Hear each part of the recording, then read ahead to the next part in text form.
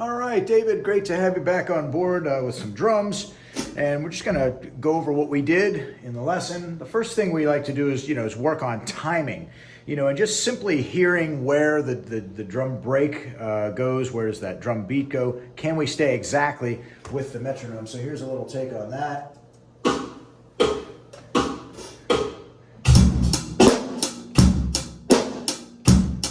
Just trying to stay right with it. Nothing fancy, just try to stay in time.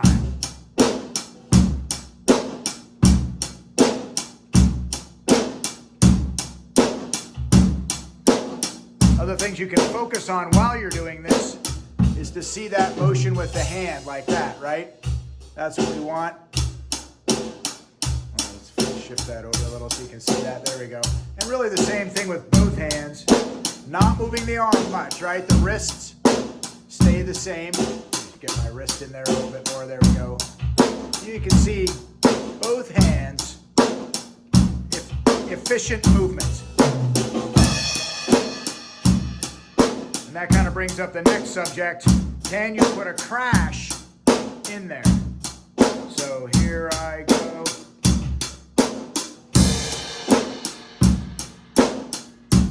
And then hit another crash.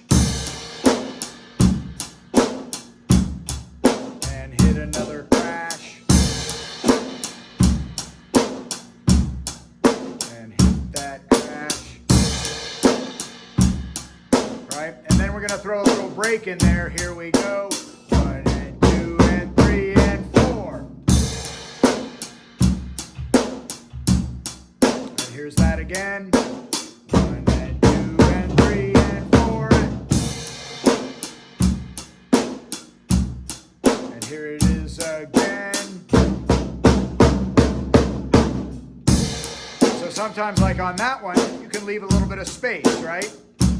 1 and 2 and 3 and 4. That's kind of nice. It leaves a little vacuum there. However, you could also do this. 1 and 2 and 3 and 4 and, right? And not leave any space there at all. Okay.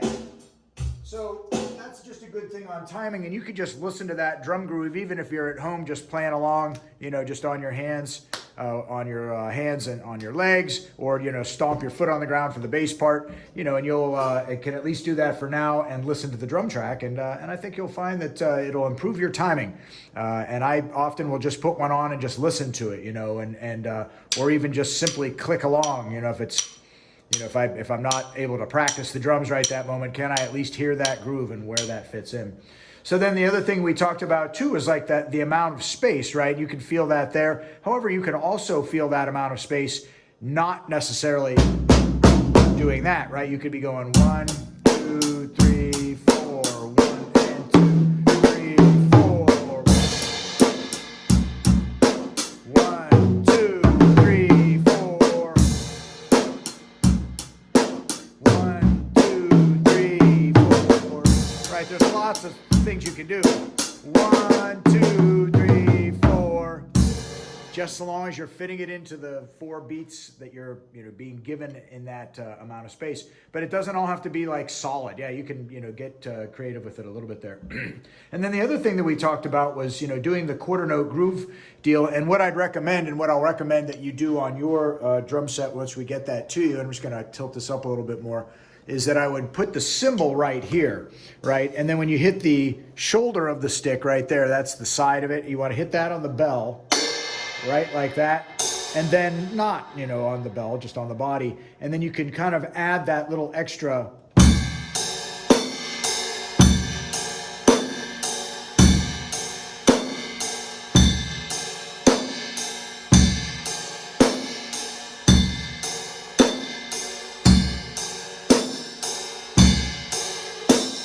Right? And that's really the same thing you would do if you were playing hi-hat, except you would just hit it a little harder with each bass and snare. A